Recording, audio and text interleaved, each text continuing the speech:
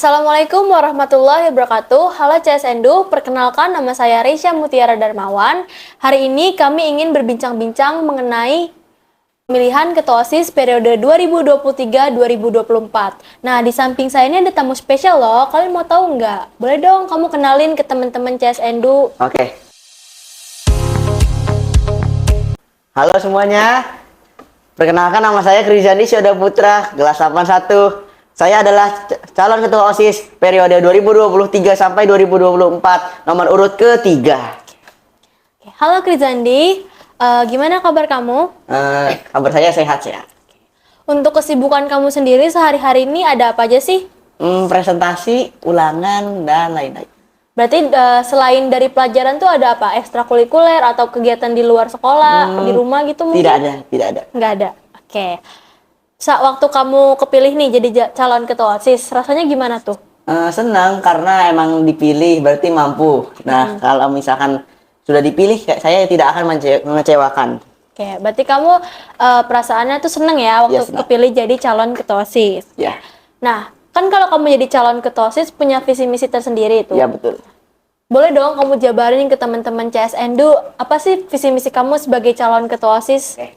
Yang pertama, visi saya adalah mengembangkan bakat para siswa-siswa di sekolah ini. Itu yang pertama. Yang kedua itu adalah memperbaiki akhlak-akhlak siswa-siswa yang ada di sekolah ini.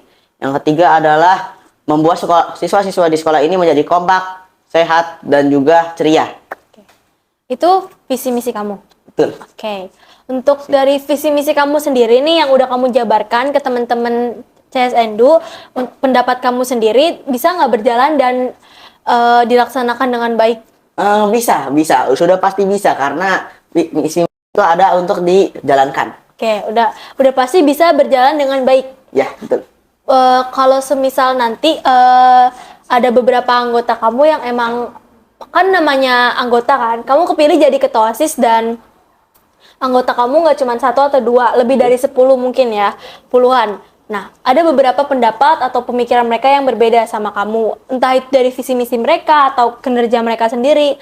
Kalau misalkan dari visi misi kamu ini dan program-program kerja kamu nggak sesuai sama anggota kamu, ada solusinya sendiri nggak? Ada. Yang pertama itu kita luruskan dulu, minta pendapat mereka tentang visi misi kita, dan kita juga minta pendapat mereka juga tentang visi misi mereka juga, dan lalu dari situ kita sudah bisa membuat jalan untuk menuju satu titik yang sama untuk memulai jalan yang baru. Oke, berarti salah satunya tuh ibaratnya kayak musyawarah ya? Ya, betul. Antara kamu sama beberapa anggota kamu yang memang berbeda pendapatnya. Oke, nah menurut kamu nih, kamu kan sendiri udah jadi OSIS ya, terus Ya, kamu kepilih jadi calon ketua OSIS. Betul. Menurut pandangan kamu sebagai siswa, bukan sebagai anggota OSIS, OSIS tuh kayak gimana? OSIS itu adalah organisasi yang tujuannya adalah mengembangkan kreativitas siswa-siswa sekolah untuk berorganisasi dan mencari pengalaman dalam berorganisasi. Itu menurut pandangan kamu sendiri, berarti jatuhnya itu positif ya? Ya, betul. Oke. Nah, namanya kan siswa di SMPN 2 Ciksel ini banyak dong, ada lebih dari 800 orang. Dan pandangan mereka terhadap OSIS juga pasti beda-beda.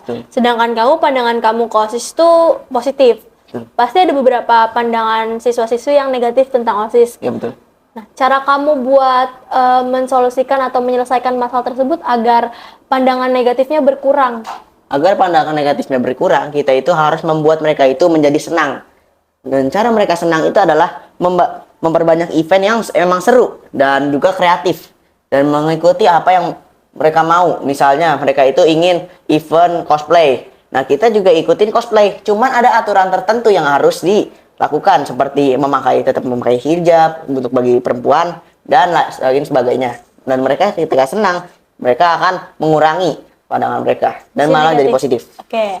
Berarti cara menguranginya itu kita harus tahu target kita tuh sukanya di bagian mana, terus kita bicarakan, lalu kita laksanakan dengan syarat dan ketentuan tertentu. Ya, betul. Oke. Nah, nanti setelah kamu menjadi ketua OSIS, kamu kan pasti punya anggota OSIS ya. Menurut kamu tuh pengennya anggota OSIS yang kayak gimana sih? Oke. Idealnya Idealnya itu yang pertama itu adalah bertanggung jawab. Kak, ini udah pasti.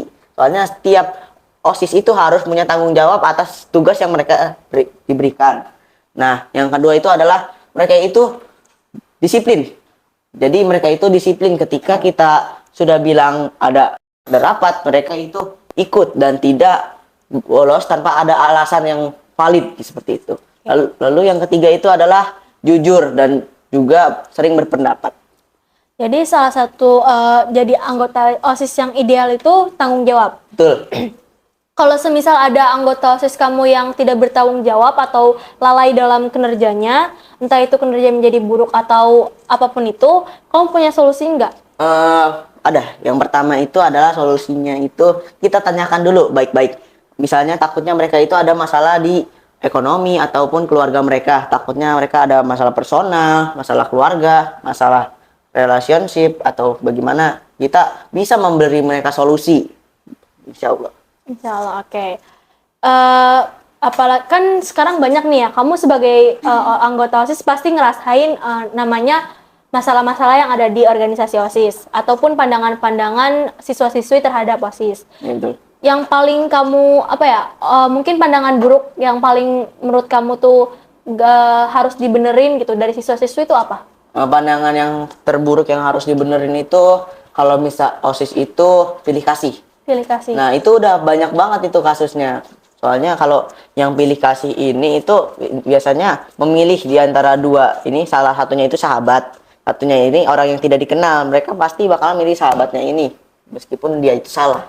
Itu yang paling buruk ya? Ya, itu yang paling buruk. Cara ngasih solusinya gimana? Cara solusinya itu adalah si OSIS itu harus emang jujur dan emang harus nggak milih kasih gitu. Oke. Harus sama. Oke. Jadi untuk calon-calon anggota OSIS, tolong juga ya dari beberapa pendapat siswa-siswi yang bilang OSIS pilih kasih atau sebagainya, tolong dijadikan saran juga supaya OSIS lebih baik lagi ke depannya. Iya. Nah, terakhir ya, masih ada lagi nih cara ngimbangin antara pelajaran dengan kegiatan organisasi OSIS. Apalagi nanti kan kamu jadi ketua OSIS nih. Pasti kan punya jadwal yang padat, terus juga entah itu dari kegiatan OSIS atau kegiatan kayak tadi ulangan, belajar dan sebagainya. Nah, cara ngimbanginnya sendiri tuh gimana? Yang pertama, pelajar OSIS itu tidak boleh dijadikan alasan untuk tidak mengerjakan tugas. Nah, OSIS itu adalah organisasi, bukan kewajiban yang emang harus dikerjakan walaupun ada tugas. Tugas ini adalah prioritas utama di sekolah. Jadi intinya itu adalah kita itu harus memilih prioritas mana yang harus dilakukan duluan sebelum yang dikeduakan, seperti itu. Berarti organisasi OSIS menurut kamu tuh nomor 2 setelah tugas? Ya, betul. Berarti kalau semisal nanti kamu punya tanggung jawab, ibaratnya nanti kalau kamu jadi ketua OSIS kan punya tanggung jawab yang besar. Betul. Kamu bakal milih organisasi nomor 1 atau tugas yang nomor 1? Tugas nomor 1, karena kalau misalkan tugas saja belum selesai, dan kita juga sebagai ketua justru malah jadi pandangan semua orang. Dan kalau misalkan kita malah tidak mengerjakan tugas, pasti bakalan banyak reaksi buruk dari teman sekelas kita, dan itu malah mereka bakalan menyebarkan semua itu. Justru malah pandangannya malah makin banyak. Malah buat nama kamu sendiri yang jelek ya, karena betul. memang lalai dalam mengerjakan kewajiban kamu di sekolah. Oke. Kan kamu jadi calon ketua OSIS punya program kerja masing-masing nih. Betul. Kira-kira program kerja kamu yang akan kamu jalankan nanti itu apa? Yang pertama itu program kerjanya itu adalah kita itu pengen banyakin les dan ekskul biar variatif. Jadi murid-murid itu punya bakat tersendiri. Nah, bakat itu bisa dikembangin di les-les tersebut. Misalnya kita mengadakan les matematika ataupun les bikin pantun, syair dan lain-lain seperti itu. Jadi cara program yang kerja yang mau kamu jalankan itu pertambahan les atau ekstrakurikuler. Betul. Oke. Menurut kamu sendiri, kamu pengen jadi ketua OSIS tuh kriteria yang kayak gimana di pandangan semua siswa-siswa SMPN 2 Cikarang Selatan? Pandangannya itu adalah tegas dan bertanggung jawab, itu saja. Dan yang lain-lainnya boleh dari misalnya jujur atau itu terserah.